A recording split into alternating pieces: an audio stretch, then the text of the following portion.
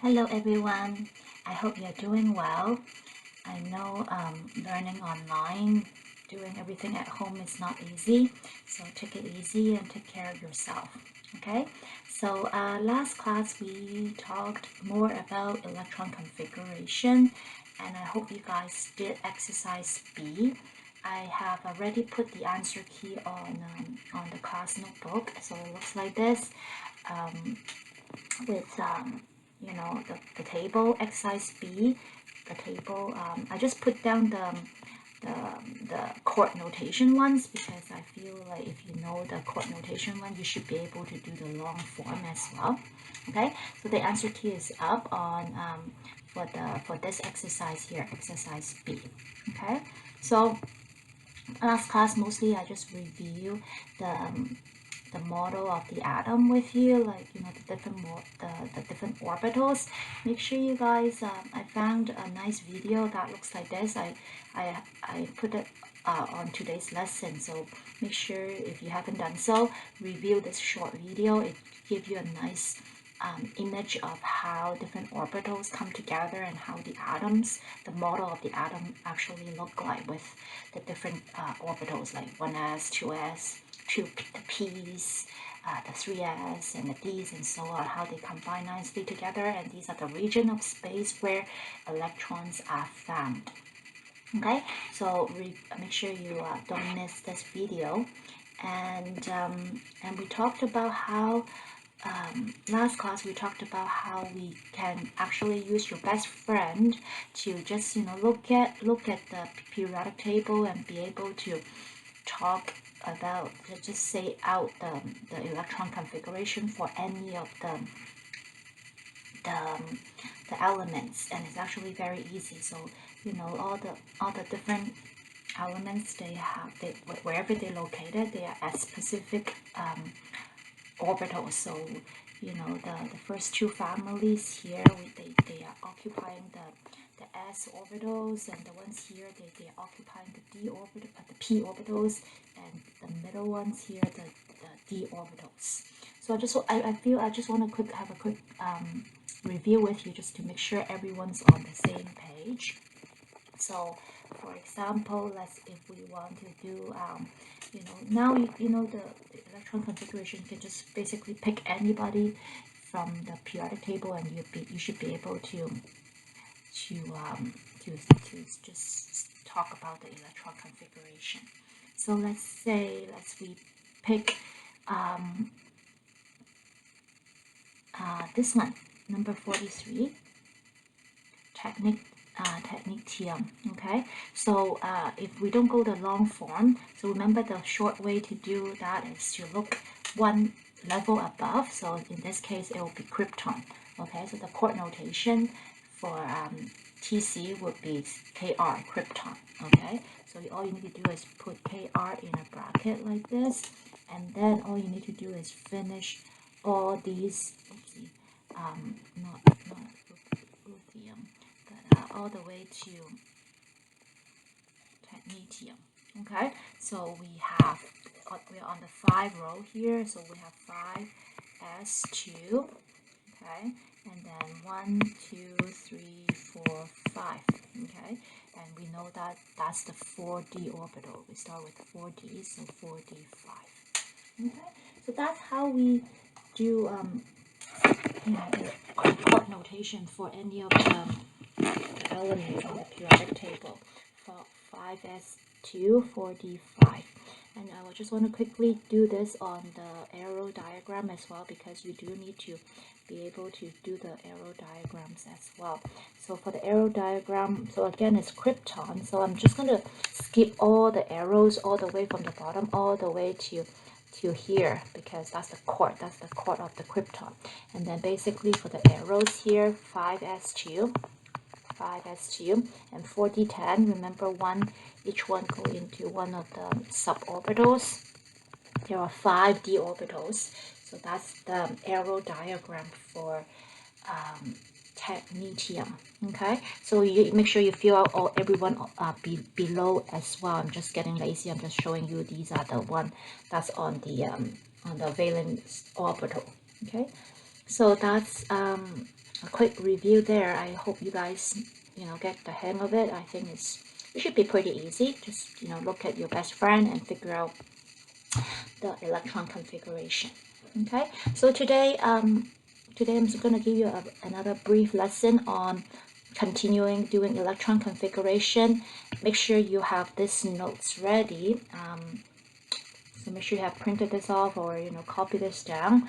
So this is just additional notes on 2 exceptions on electron configuration. Also, you need to know how to write electron configuration for ions. Okay, so that's the plan for today.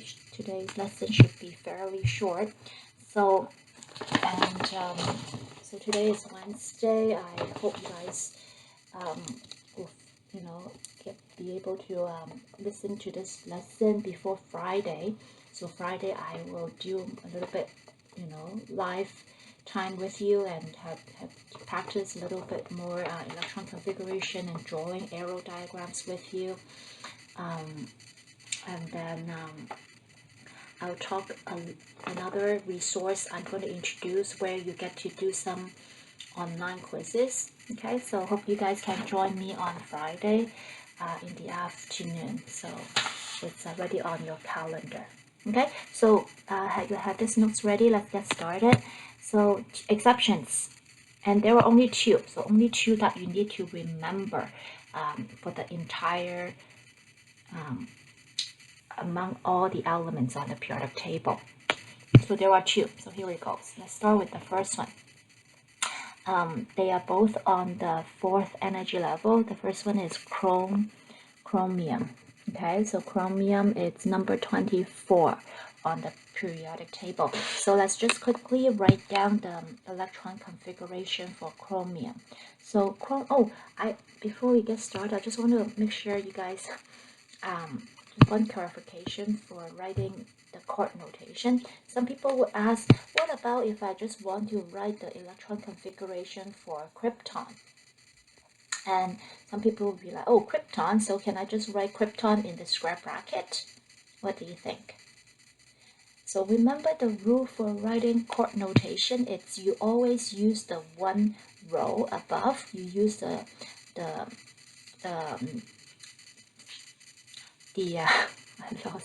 noble gas, that's 1 row above. Okay, so for krypton, you will always use the one above, which is argon.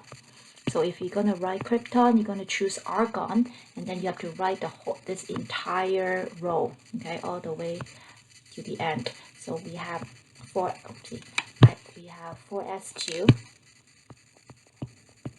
3d10, and then 4p6. Okay, so notice that everything is filled. That's why this explains why krypton is so stable, because all the orbitals here, the s orbital, the d orbitals, the p orbitals on the outermost most orbitals, they are all filled, so they are stable. Okay, so it's the same idea as how we talked about it in the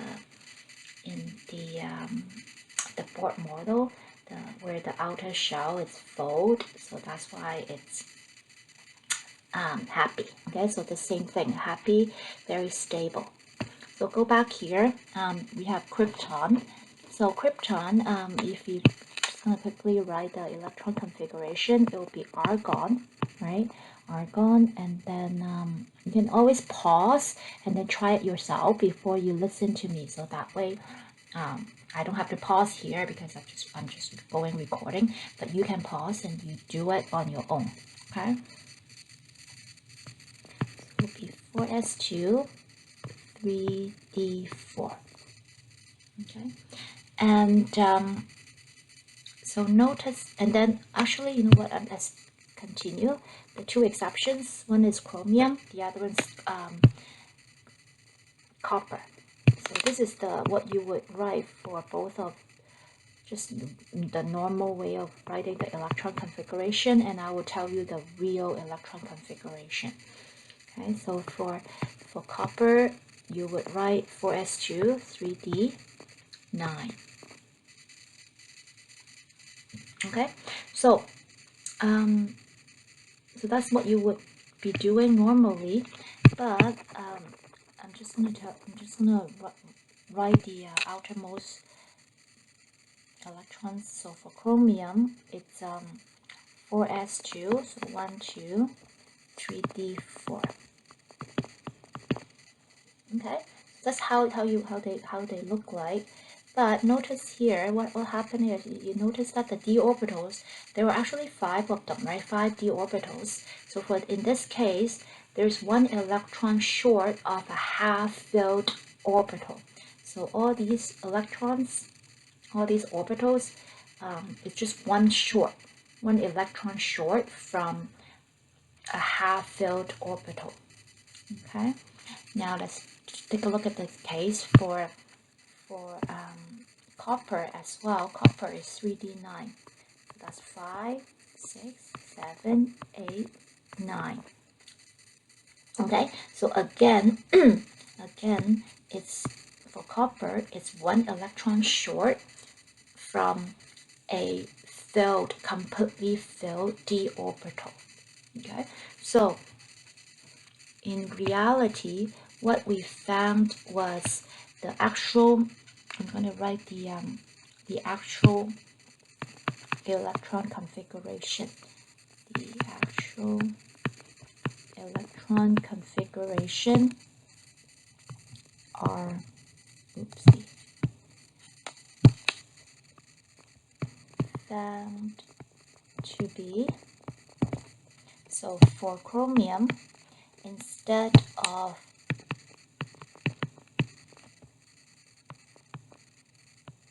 3d4, it actually becomes 3d5. But where did that electron came from? It actually came from the s orbital. So the one of the electrons from the s orbital, it actually moved up to join the d orbitals, so that the d orbitals are half filled. Okay, so here I'm just going to write down 1 electron short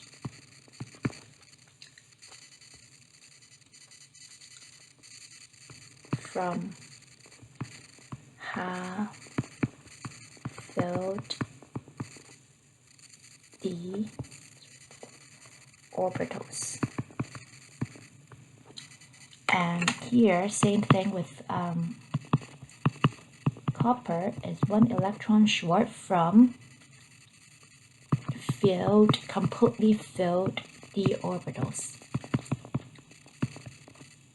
So, what would you guess the actual electron configuration of copper?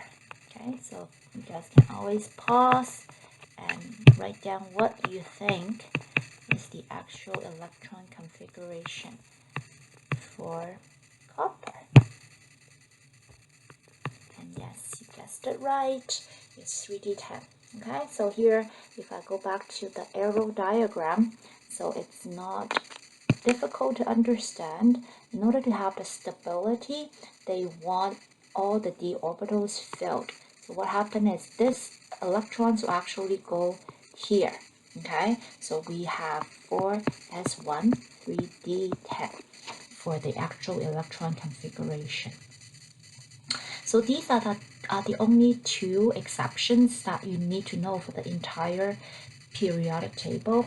But you actually would would ask me, oh, what about, some of you may be thinking, like, what about, like, here we have chromium, it's 3d4, right? So now we found it to be 3d5, and copper is 3d9, but now it's supposed to be 3d10. But what about the ones down below? Okay, and for the ones down below, molybdenum and silver, we actually do observe similar behavior. They wanted to have the half-filled orbitals and the completely filled orbitals. Okay, so these ones exhibit the same behavior as well. It gets more complicated further down due to the fact that there are the f orbitals as well. So you don't need to know anything further down. But But again, the only thing you do really need to know for the exception is chromium and copper. Okay, so these are the only two exceptions that you do need to remember. And here I just want to do a summary here why they happen the way they do. It's because filled or exactly half-filled orbitals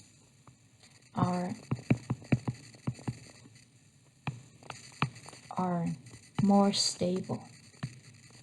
Okay, so that's what they want to achieve. They want to have either filled or half-filled orbitals. Okay, so these are the two, and it should be pretty easy to understand. So now let's move on to writing electron configurations for ions. So we're going to start with writing it for negative ions and then positive. It's not that difficult. Okay, so if you know how to write the neutral atom, it's easy to understand why they become the way they do. So let's start with oxygen. Okay, so oxygen, write down the electron configuration. It's helium, 2s2, 2p4. Okay, and you guys should know what kind of iron oxygen like to become. So oxygen, if you remember the song 1 2 3 4 3 2 1 2, so it tend to become a -2 ion. And the reason to do with that is, if you look at here 2p4, right, oxygen wants to gain 2 more electrons so that it will have a completely full p orbitals. Okay, so therefore oxygen likes to be -2, the iron -2, so that it will become 2s2, 2p6. Okay, so notice that this is the same electron configuration as neon, right? And it likes to be having the same electron configuration like its closest noble gas. So that's neon. So in Bohr's language, right, by gaining 2 more electrons, the outermost shell is full. But here it's the same thing. It's the p orbitals are full. It becomes 2p6. So it's a very stable ion. So again, I always like to use these arrow diagrams to help you to understand, because by writing the short way, sometimes you lose sight of, exactly what they mean. But for oxygen 2s2, 2p4, right? So that's the neutral atom. But by gaining 2 more electrons, extra 2 more, it's stable. It's a full p orbitals. Okay, so that's what oxygen likes to become. Moving on, let's do one more example. Chlorine. And why don't you guys pause here and do it yourself. So start with a neutral one, which is neon, and then 3s2, 3p5, that's chlorine. And why don't you guys pause it and write down the electron configuration for chlorine ion, okay, which is -1.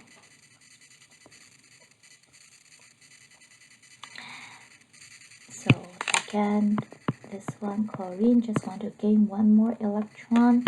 So by gaining 1 more electron, it looks like it has the same electron configuration as its closest noble gas, which is argon. Okay, so that's negative ions. Is pretty easy. So now let's move on to positive ions. Positive ions tend to be a little bit more, a little bit harder, but it's not that bad. Okay, so there are 2 rules that you need to remember. The rules are electrons in the outermost orbitals are removed first. So that should be straightforward, because just like thinking about the board diagram, the outermost shells are always on the outside, right? So we have to remove those electrons first. Now, when it comes to, there are different orbitals. There are S and P and D orbitals, and here is the order that you need to remember. So you have to remove electrons from the P's, and then S, and then D at the end. Okay, so if you look at the periodic table and think about, let's say indium, right? So if indium, when when you write the electron configuration for indium, there's 5s2, right? 5s2, 3d10 here, and then 5p1. Okay, so the order of removing the electron is you have to remove the p's first, and then the s, and then lastly the d's. Okay, and I will hope you guys let's just try it, and then I'll explain more using the arrow diagrams. So let's start with the easy one first. So let's do lithium. Super easy one. Lithium, we have, well, it's pretty short, so just 1s2, 2s1, right? So lithium only have 3 electrons, and you need to apply rule number 1. Electrons on the outermost orbitals are removed first, which is 2s1, right? So lithium tends to become positive 1 because it just want to donate that one and give it away. So it will have the electron configuration of 1s2, just like helium. Okay, so that the one electron is gone. Okay, it's donated to someone else. So that's just following the first rule. Now, let's get a little bit challenging here. Let's do Sn, tin. Okay. So tin, it's number 50. So let's do the chord notation first. Krypton. And we have 5s2, 4d10, and 5p2. So all these ones are on its outermost orbitals, and you have to remember the order. Removing the p's electrons before the s, and then the d's. So for tin, it actually there are 2 common ions for tin. So there's Sn plus 2 and Sn plus 4. Okay, so I'm gonna ask you guys to again pause and try to write down the electron configuration for tin, plus 2 and plus 4.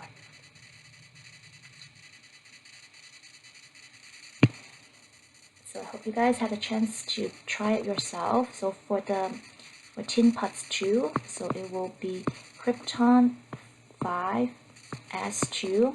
So remember the order it goes first is p. So for plus 2, those 5 plus 2, 5p2 is going to be removed first. So I only have 4d10 left, like this.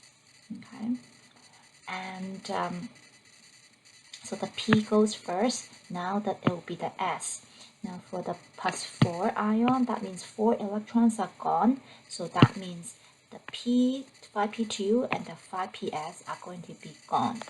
Okay, so krypton, all you have left for this one is 4d10.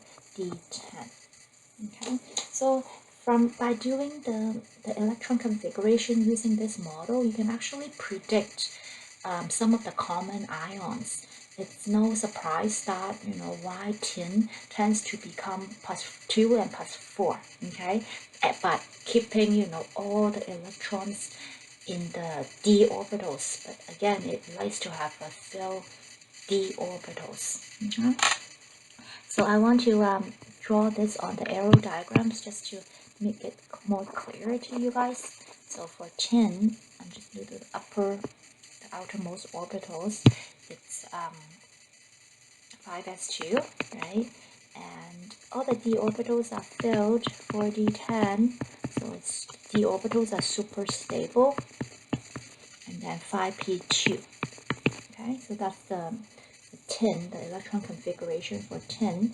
And again, the way to remove electrons are you always go from the outermost orbital, which is p. So p definitely goes first. Okay, so tin, when it becomes tin plus 2, that's when it remove those 2p orbit, the p orbital, the 5p orbitals, the 2 electrons from the 5p orbitals becomes tin plus 2. And for obvious reason, this is super stable, so they don't want to destable the p orbitals. And when tin becomes plus 4, then these 2 goes as well, because having 2 in the s orbital is not as challenging to remove as the everybody in perfectly shaped in the d orbitals. Okay, so that's how you can actually using this model to predict the common ions. We'll do one more, and then I'll let you guys do practices at home. Number 23, vanadium. So for this one, we have noble gas argon, 4s2 and 3d3. So what do you think are the common ions for vanadium? There are actually 2. So vanadium tends to become either plus 2 or plus 5. Okay, so again, it's not really a big surprise to you. So here we don't have p orbitals, so the order is we are going to remove the s orbitals before the d orbitals, right? So you can practice, try writing the electron configuration for these 2 ions. Just try to balance both sides because we lost electrons here. So vanadium plus 2, you will lose the 2 electrons from the 4s orbital, become 3d3. Okay, and so that's losing 2 electrons. Now plus 5, that means it has completely lost all these 5 valence electrons. So that means it just becomes the electron configuration of argon. Now you can't just write argon like this. So in this case, you have to jump up to the previous noble gas, which is neon, and then write everything from neon to argon. So that would be 3s2, 3p6. Okay, so that would be the noble gas electron configuration for argon. And that has, this, by losing all 5 valence electrons, it looks like argon. Okay, so I hope the ions ones are not too hard to understand. And then the 2 exceptions should be pretty straightforward as well. So that's all I'm going to talk about today. And for homework, all I want you to do is make sure you check the homework, the answer key to exercise B. This one, we talked about it, is an exception, which you should understand after today's lesson. And the homework for today is, don't worry so much about these pages for now. Maybe we'll do a quick review next class. But I want you can read it over. It's everything we talked about today. So your homework today is exercise C. And also maybe I think you guys can do the exercise D as well. Just read it over and try to predict which electron configuration is in its ground state and which one is in the excited state. And then we'll go for the answers next class. Okay, so I hope to see you guys on Friday during our live meeting. If you have questions, email me or put it under the Atomic Theory channel so I can address them on Friday, or you can just simply share your questions during the meetings on the chat, and then I'll answer them. Okay, so I'll talk to you on Friday. Bye.